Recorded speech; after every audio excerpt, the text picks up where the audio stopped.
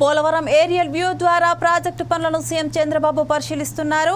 అనంతరం పోలవరం నిర్వాసితులతో ఏర్పాటు చేసిన సమావేశంలో ఆయన మాట్లాడుతూ 5 ఏళ్లలో 33 సార్లు పోలవరం వచ్చి ప్రాజెక్టు పూర్తి చేయడం, పునరావాస కల్పనపై దృష్టి పెట్టామని పేర్కొన్నారు. కానీ పోలవరం నిర్వాసితులను గత ప్రభుత్వం పట్టించుకోలేదని మండిపడ్డారు. నిర్వాసితులకు 10 లక్షల రూపాయలు ఇస్తామని గత ప్రభుత్వం హామీ ఇచ్చి మాట తప్పిందని ఆరోపించారు.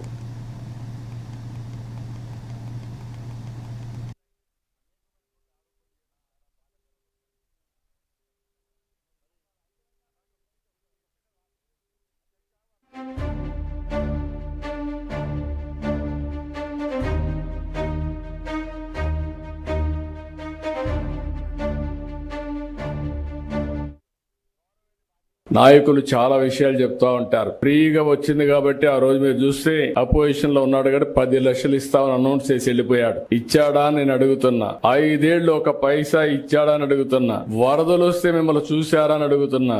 మీకు వరదలు వస్తే ఎన్టీఆర్ మెమోరియల్ ట్రస్ట్ ద్వారా కాస్తో కోస్తో డబ్బులు మొబిలైజ్ చేసి ఆ రోజు నెహ్రూ కూడా ఇక్కడే ఉన్నాడు. అందరం గ్రామం తిరిగి కొంతవరకు మిమ్మల్ని ఆదుకున్న పార్టీ ప్రభుత్వం, ఆనాటి ప్రభుత్వం పార్టీ అని చెప్పి కూడా నేను మీకు తెలియజేస్తున్నారు. అయితే రేపు మళ్ళా వచ్చి మీకు చెప్పొచ్చు ఏదో చేసేస్తానని. ఏమి చేసేటివి ఉండవు. వీళ్ళకి అధికారం తప్ప మీకు అన్యాయం చేస్తే ఒక యాంగిల్ చేశాడు. పోలవరాన్ని ఏం చేశాడో మీరు చూశారు. ఎప్పుడో పూర్తి అయిపోయి ఉండాలి. ఆ రోజు తెలుగుదేశం ప్రభుత్వం కంటిన్యూ అయి ఉంటే 2020కి పోలవరం ప్రాజెక్టు పూర్తయి మీ అందరికీ పునరావాసం కూడా ఇచ్చి మీరు కూడా ఇప్పటికి సెటిల్ అయ్యేవారు. ఈ రోజు అవన్నీ కూడా పూర్తిగా దెబ్బతినే పరిస్థితి వచ్చింది. పోలవరం కూడా ఖర్చులు పెరిగిపోయినాయి. డయాఫామ్ వాల్ మీరు చూస్తే దగ్గర 400 కోట్ల రూపాయలతో డయాఫామ్ వాల్ కడితే అది ఈ రోజు మొత్తం మునిగిపోయి కొట్టుకొని పోయి మొత్తం పాడైపోయి ఇప్పుడు 990 కోట్ల రూపాయలు ఖర్చు పెట్టే పరిస్థితికి వచ్చాం. అదనంగా ఇంకొక డయాఫామ్ వాల్ కడుతున్నాం. కనీసం ఈ డబ్బులు అనేది ప్రభుత్వం అంటే